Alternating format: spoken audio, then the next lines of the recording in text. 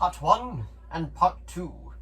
Today we shall be reviewing / talking about whatever you would like to call it, Batman The Long Halloween Part 1 from DC Universe Animated Movies. So anyway, without further ado, shall we begin? So, Batman The Long Halloween Part 1.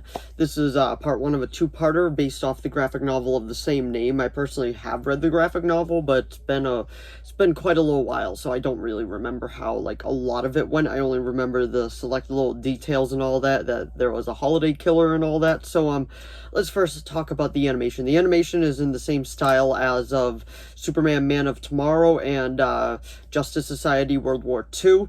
So, I think it is a continuation of those two movies, in my personal opinion. And if you see Part 2, there's a post-credit scene that does kind of tie it in a bit more.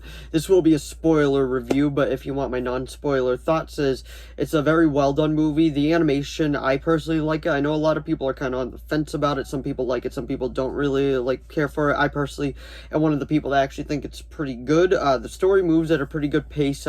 Troy Baker is a great choice as Joker. He sounds a lot like Mark Hamill, and I feel like just the way that he does it is pretty good, and you can't go wrong with that. Joker and Jensen Ackles from Supernatural, he played Dean Winchester. He is Batman in this, and I think that's absolutely fantastic. I would personally give it a 8 out of 10 on an animated scale. Than on a normal scale, I'd probably give it a 7 out of 10, but it's a good movie. It sets up Part 2 pretty well, and Harvey Dent is actually one of the main focuses in this movie too. But anyway, that was my short, spoiler-free review of Batman The Long Halloween Part 1. Now let's actually get into the real talk about it. Like I said, this movie is about the holiday killer. He's pretty much just going around killing people on holidays. David Dastmalin from Ant-Man the Wasp, Gotham, The Dark Knight, The Suicide Squad. He's in this. He voices Calendar Man. This guy is getting all over the place.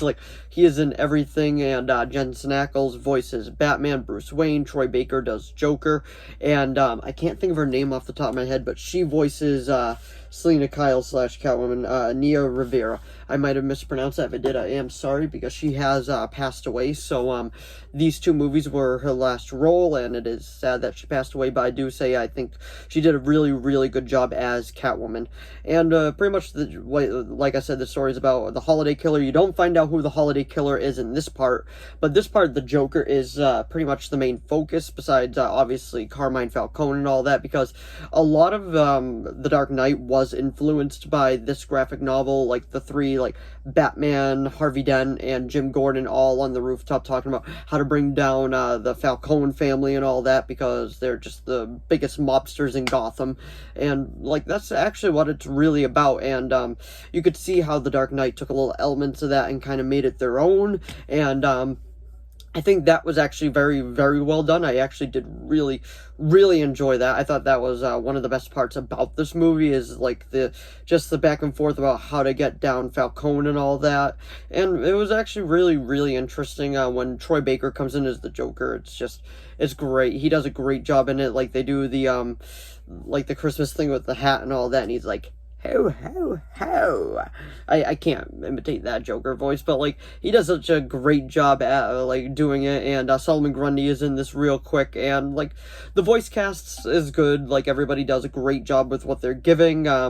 Jim Gordon is not commissioner yet. He's still detective, and I won't get into spoilers for Part 2, because it's just a Part 1, and Part 2 literally just came out to DVD yesterday, so that's pretty much, how I feel about that. These are pretty much the three main characters of the movie right there. And gotta say, it's a really good story. It sets up Part 2 pretty well. If I remember, yes, this does have a post-credit scene. The post-credit scene ends with them, first, the movie ends with them still not finding the holiday killer, so they're still not sure who it is, and they still have to, just continue looking to see if they can figure out who is the holiday killer running around like a psycho killing people. And what this one sets up at the very end is at a funeral, because another person was axed off by the holiday killer. There was the funeral scene, and then Bruce is there, and then he shakes the hand of Poison Ivy, and Poison Ivy just like gets him, and he's like in a trance, and that's how it ends. So it does open up part two pretty well. It does pretty much pick up, like, I want to say maybe a couple months after it, so there's really not a big time gap whatsoever. And one of the last things I want to talk about with this is the opening credits. I think the opening credits are great. The opening credits is like almost like a theater movie, like how they decide to do a big budget movie. Like, it shows one single line going, and then it says starring, and then it goes to Jensen Ackles. Then it shows the artwork from the actual graphic novel, which I think is great. Jensen Ackles, I don't want to butcher her name, so I have to look it up again.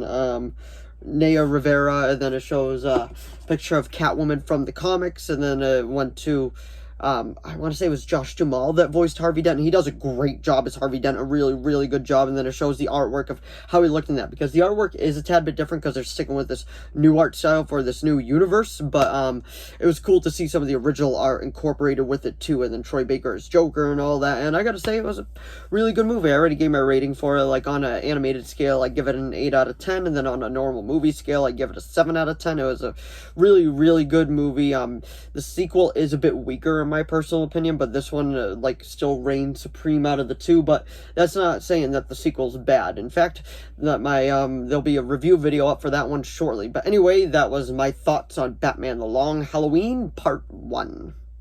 So if you enjoyed this video, please give it a like and a subscribe so I know to keep making more of these. If you have any video requests, please leave them down in the comments below. I'll do my best to reply.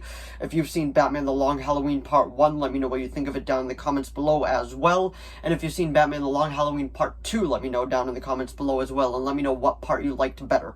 But anyway, thanks for watching as always, and I will see all of you in the next video. Bye!